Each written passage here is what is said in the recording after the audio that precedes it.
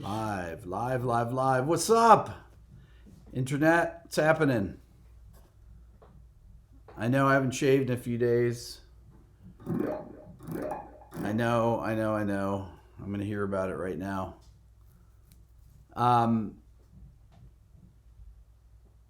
Let's see. Okay. Are there people coming on here, Billy? Yep. Because I can't see anybody coming on. Yep. You see them? Yep. They're all saying, yo, hola, senor Rick. Okay, here we go. All right, it's taking a second. Billy, can you bring down this light a little bit, or that light? That's the light. Turn that off, because it's there we go. Way better. So this is something. The lesson that we're going to do today is on practicing your scales, and I have this in my Beato book. This is actually what was a big part of this, because this is one of the key things that I taught people when I was a teacher back in college. This is really, I'm trying to think if there's a parallel with the piano. Guitar is a really interesting instrument in that there's not a lot of parallels other than with other string instruments, but because it's tuned in fourths, the only other instrument that's really like it is the bass. The average place you can play the note C on the guitar, this is what my old teacher Mick Goodrick told me, is 2.8 places. That's why it's so hard to read on the guitar. So if I take the note C, right, let's say I'm here, and so you've got this C, and I have that C there. I have my custom 24, hey Alan, I have my custom 24 loaner guitar. This is just a loaner, they didn't give it to me. So this note C here can be played there. So 5 spots, right? 1, 2, 3, 4, 5. That's why it's so hard to read on the guitar, because you can play the same thing in so many places, okay? So one of the things, oh, by the way, there's a discount code for my Beato book, 30% off, RB234, 2 notes per string, 3 notes per string, 4 notes per string. Now, I use these particular things in addition to the 5 positions of the major scale when I'm teaching, because you need to know all of these. 2 notes per string is a way to learn your scales to move positions. It's actually, if you want to move from this part of the guitar to this part of the guitar while ascending, you use 2 notes per string, okay? So let's talk about that. So if I take an F major scale here, that's in one position, but if I play here, right? If I start with the F, 2 notes, 2 notes, 2 notes. So right here, right? Now here you have to use, because we've run out of strings, 2 notes, 2 notes, 2 notes, 2 notes, 2 notes. Okay, so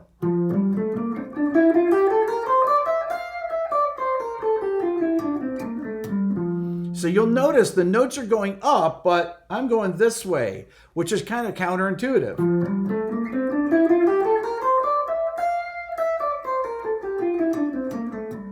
So this is a great way in which to shift. If you want to get into a different position, you're trying to figure out something, a tune, you're learning the melody of something, and you want to get to a different area of the neck, you go to 2 notes per string, okay? 3 notes per string is for position playing. Position playing meaning if I want to play a C major scale and I want to just stay in one hand position here. So I'm going to start on C and go 1, 2, 3.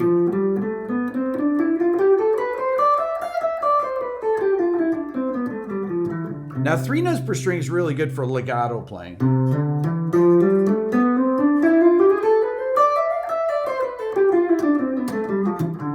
Any type of legato play, anytime you're using hammer-ons or pull-offs, 3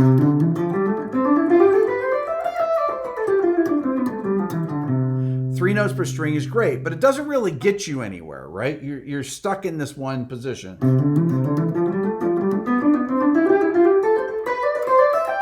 Unless you start moving to the next position, okay? So I can go. So if I'm going like this.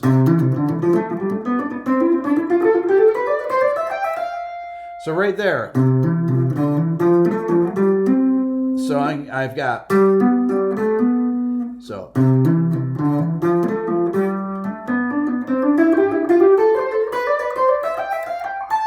So here I'm in this position, still in that three note per string position. I'm going to shift here, right there.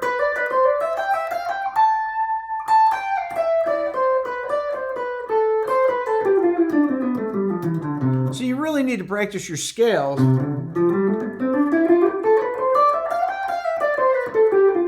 Practice all those scales with 3 notes per string, all the way up the neck. So I would do that. I usually start and I will play. I'm holding the guitar weirdly here so you can get all of it in and you can see really close. See what I'm doing at a really close angle. So if we're in the key of G once again.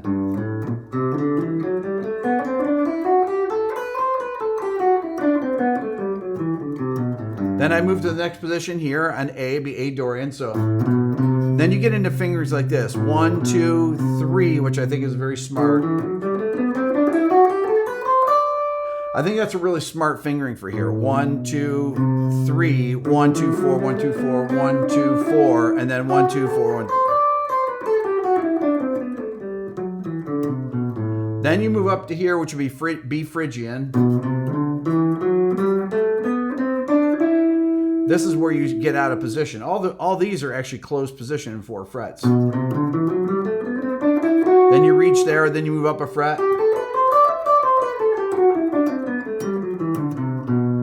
Then you go to C Lydian here.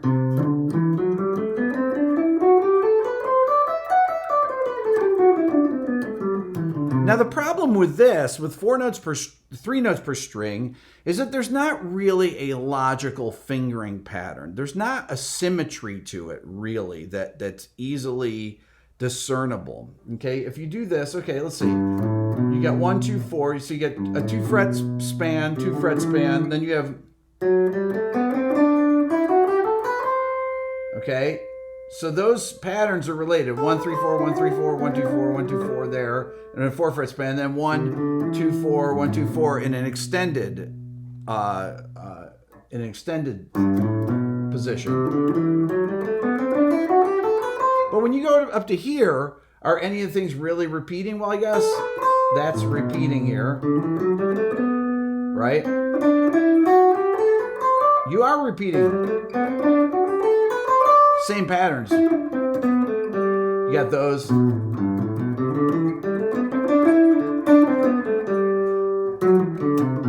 But this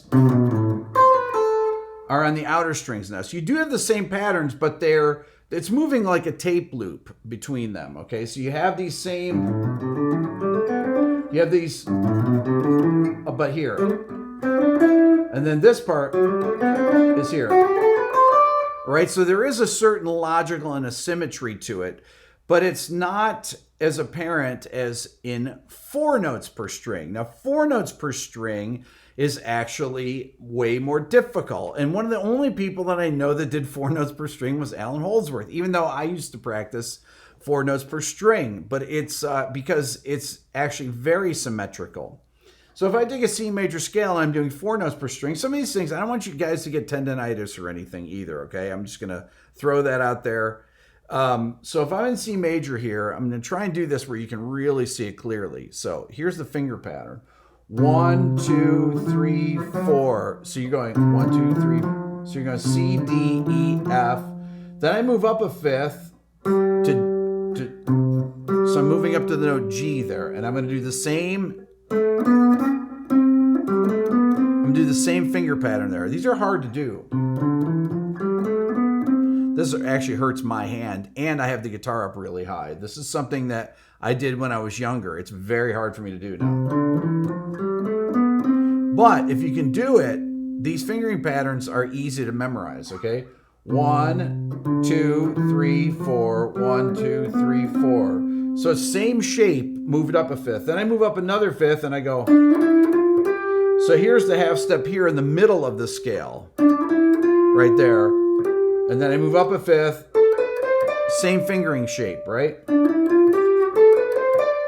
Then I move up another fifth, but that fifth is gonna go to here, okay? So you're always moving fifths. And this one has the half step at the beginning. Then you move up to here, a fifth. Okay, so that is hard to get this in here. So I'm using the same shape. Half step there, whole step, and then half step, whole step.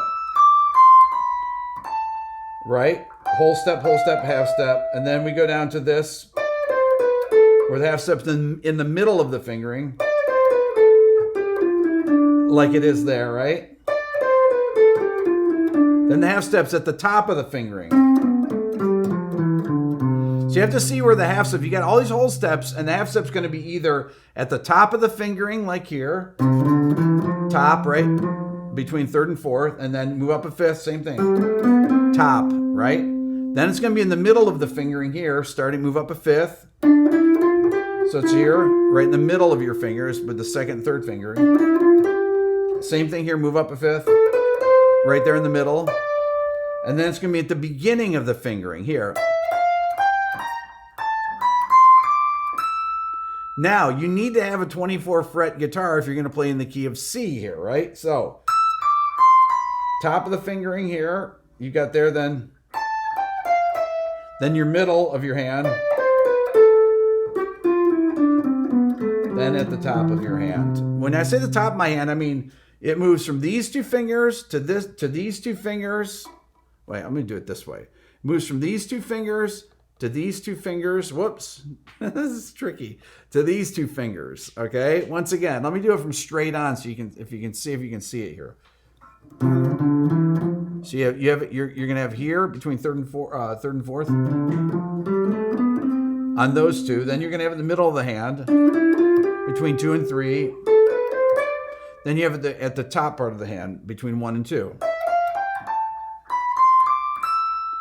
Okay. If you do minor scales, it doesn't matter what you do with 4 notes per string. It's always going to be symmetrical. Okay. You do the same thing with minor scale. So if I'm doing C minor, C Aeolian, 1, then those half steps are in the middle of the scale. It's all the same fingerings. Then you're here. Then it's at the top part. So these two are there, you're there, and then so on and so forth. Always symmetrical with 4 notes per string. The problem is actually getting around 4 notes per string because you have all these fifth interval jumps. It's hard to jump. It's easy to jump fifths until you get there, right? So I'm doing.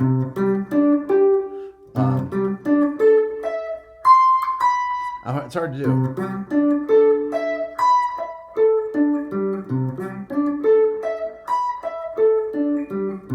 I mean, that's a good thing to practice there. Hey, is somebody okay boomer me here? Okay, band hammer. There we go. There we go. Oh man, I haven't banned anybody in so long. I haven't band hammered. Billy, I never get to band hammer anymore. It's really kind of depressing. So the 2 notes per string, what's interesting about this is that the 2 notes per string is for shifting positions, okay? The 3 notes per string, you can shift positions, but it's really a single position fingering unless you actually move positions by playing.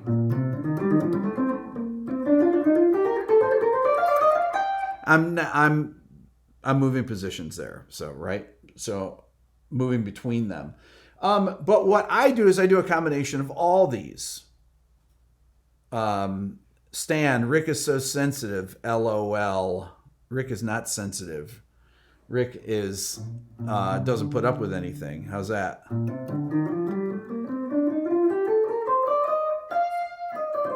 Deb says if she had a hammer, there'd be 5 bands already. Billy, are you not banning people or what? I have been. Actually, Stan, I am actually a boomer, though. I was born in 62. I am actually a boomer. That's the funny thing. Isn't Rick more Gen X? No. I think it doesn't go through 64, or maybe it goes through 62. He is a boomer. He was born in 62. I think he said, "I am a boomer." So you can say "okay, boomer," even though it's annoying. Okay, so like I said, I like to use a combination of all these fingerings. I think you should be able to go from position to position always, and be able to move freely, which is why I always advocate practicing up, if I'm playing an A pentatonic, whatever it is,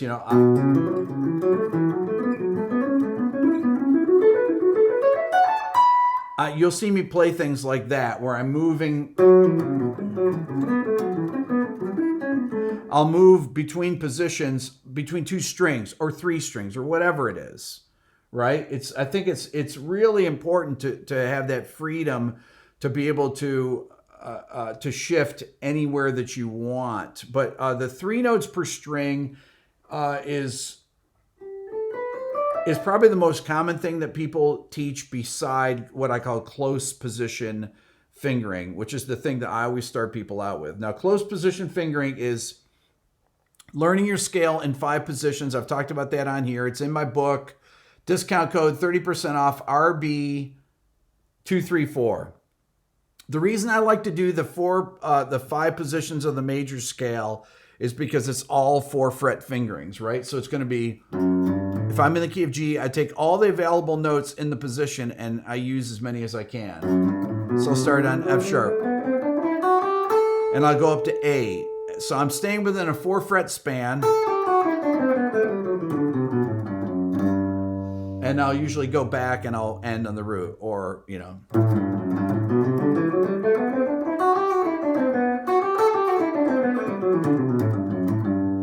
always trying to do something where you come back to the tonic, right?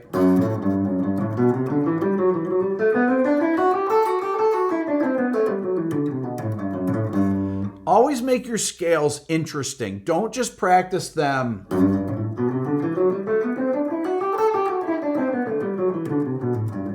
Don't practice them just straight up and down. Try to do something with them, right? Whether it's maybe something with the right hand. So I'm double picking each note.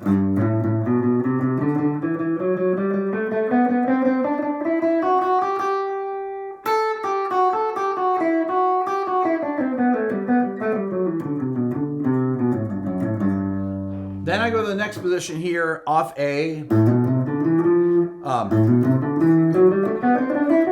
That has a shift in it, right?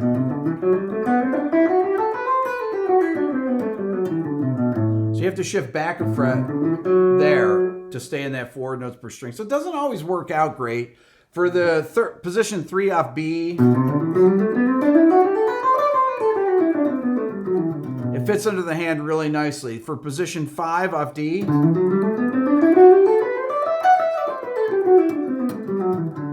it fits very nicely. And then for position 5 off E, has 1 shift back. Right there. So there's 1 shift. So the position 5, you have to shift back a fret. Position 2, you have to shift back a fret. Position 1 and position 3, you stay in a 4 fret span, okay? In those things, and one of the reasons that those are good to start with is that if you don't have a big stretch, some of these are...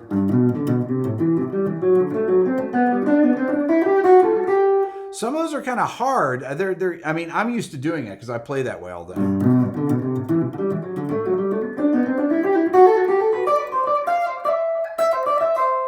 I always am.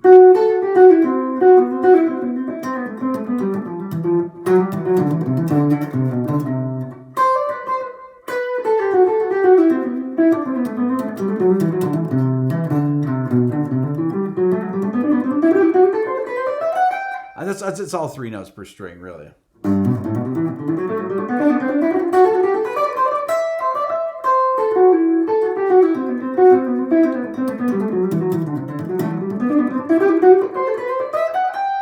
All 3 notes per string.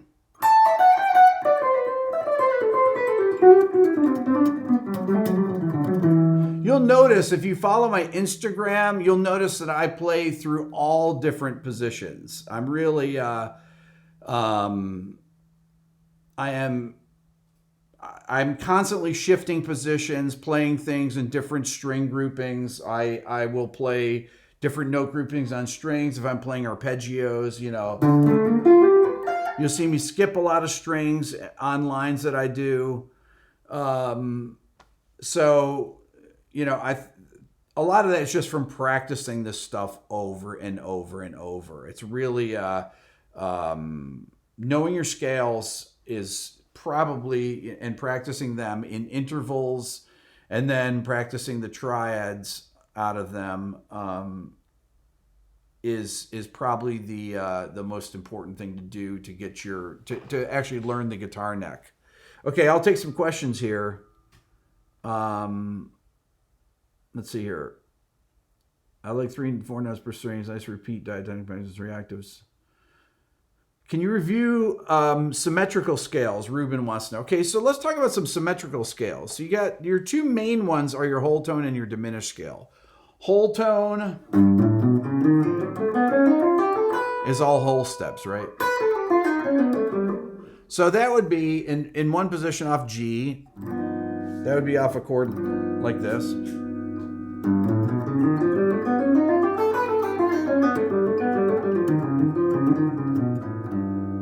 And that would repeat up a whole step.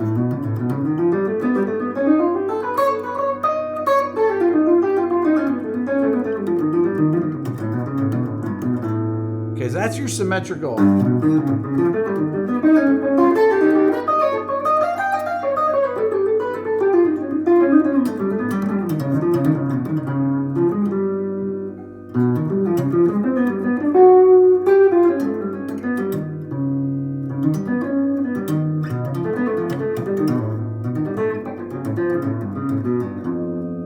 All whole tone scale, all whole steps.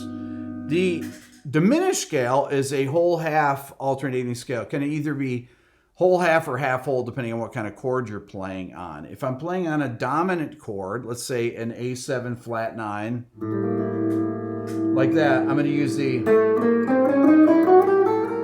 starting with a whole half step. That's why it's called the dominant diminished scale. And the same scale finger repeats up a minor third. And then goes up another minor third. Right?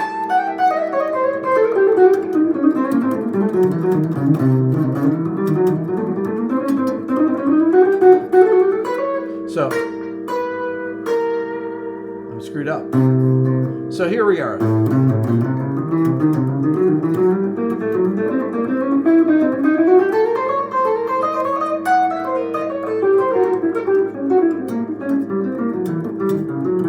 That's hard to play.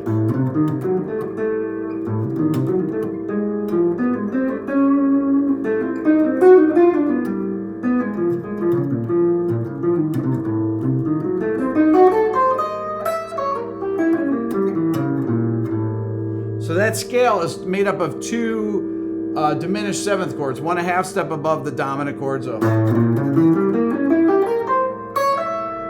And then the next one would be down a half step.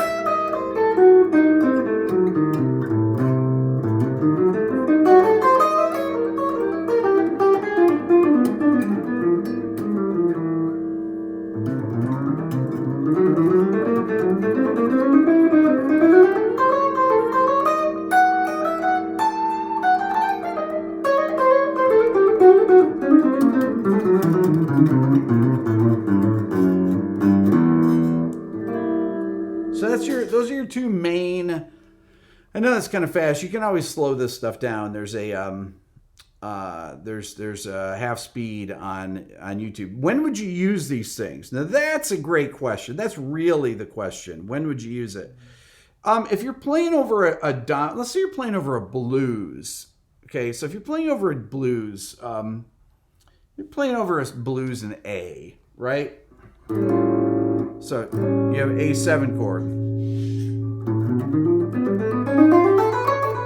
Instead of playing just straight,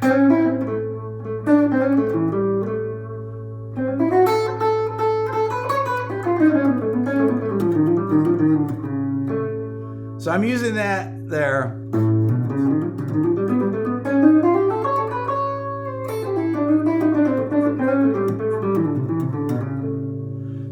I was using a whole tone and going back into the blues scale.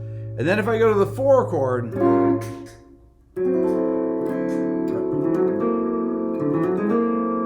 so here it is.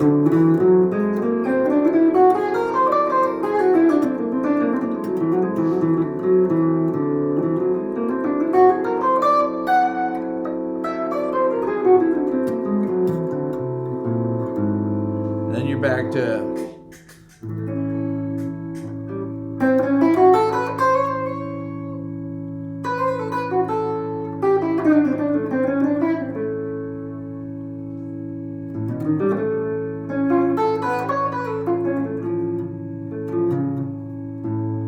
so you can use it there. You can use it if you're playing Stella by Starlight and you're going into the bridge.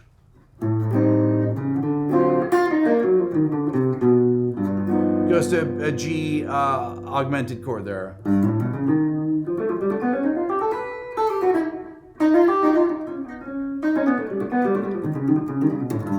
That's a place you could use it.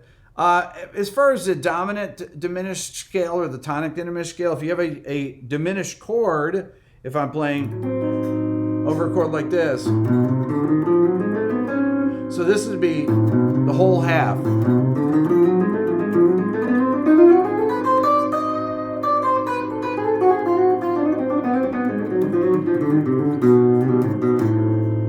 So that's the scale there. It starts with a whole step off of the root, and it's just whole half patterns there. So yeah, it becomes. Mike Ivy just said it becomes natural after a lot of practice. That's really it. I mean, it's any of this stuff is becomes, you can flow with it if you practice a lot. So that's, that is that's the deal with these things. What's tonic? Tonic, what did I say? Did I say tonic diminished, Billy? I believe so. I think I said tonic diminished. That means when you say tonic diminished scale, that means it starts with a whole step. That means it's played over a diminished chord, okay? So if it's A diminished, then I'm going to play with a whole step. And I call that the tonic diminished scale.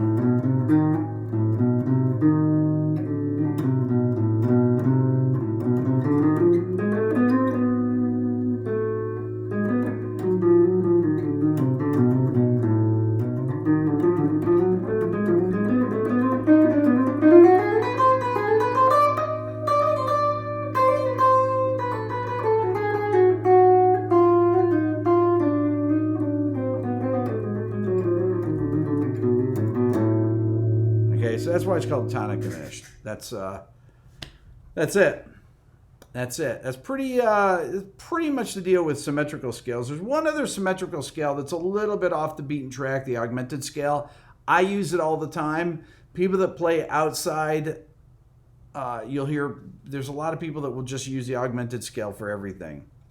It's probably the most overused scale by all my friends. But the augmented scale is 1, sharp 2, 3. So it'd be, let's see, you're in E augmented. 1, sharp 2, 3, 5, sharp 5, and then major 7. Okay, so that is the augmented scale.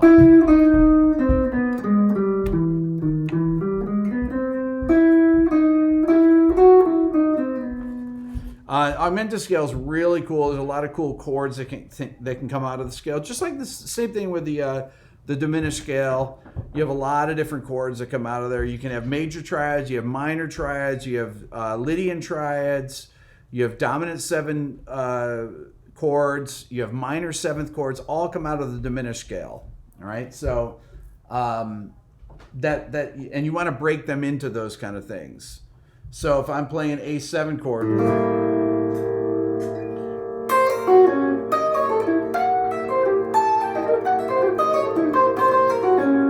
So you can play any pattern that's in the scale.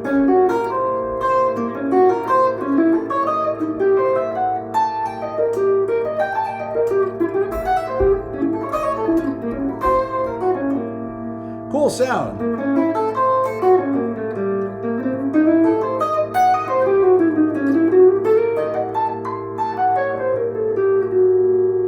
Love that sound.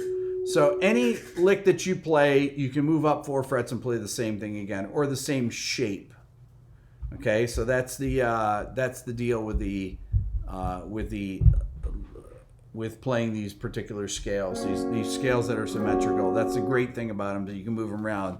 The bad thing about them is that they are, is that they can get to be really boring after a while if you don't. It's hard to do new things in them. That's why you want to not, you don't want to overuse the things, right? So that's really the key to this. But even in the diminished scale, that if I'm playing over a dominant chord, right?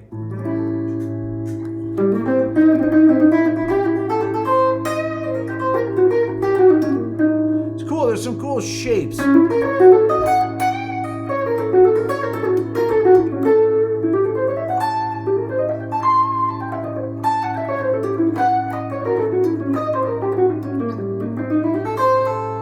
Love that though.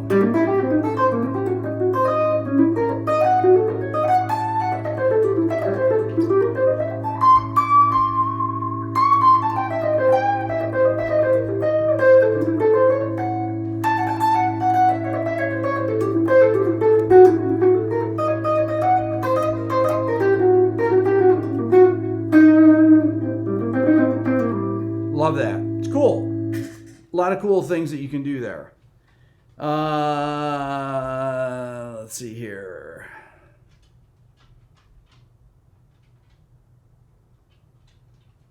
What? You do hold his guitar up to the camera. There we go. Now you can see it. It's a beautiful guitar. Love this, right? Look at that thing. PRS, baby. This guitar has 9s on it, which I'm but it feels like it has 10s on it. Maybe it has 10s. But it's the thing about playing this is that you got that 24th fret. It's really, really, really great for that. Okay, so we're all done for today. You guys are the best. RB234 is the 30% discount code. I've got the new Beato ear training method. Go to beatoeartraining.com. Those of you that have bad ears, it's on sale right now because half the course is out. It's a pre-release sale. And once the whole course comes out, you get it. You just automatically get it. So if you need to improve your ear, which is pretty much about 99% of you need to improve your ear, do it. Does the discount code get you 30% off the PRS? I wish it did. All right, you guys are awesome. I'll talk to you later.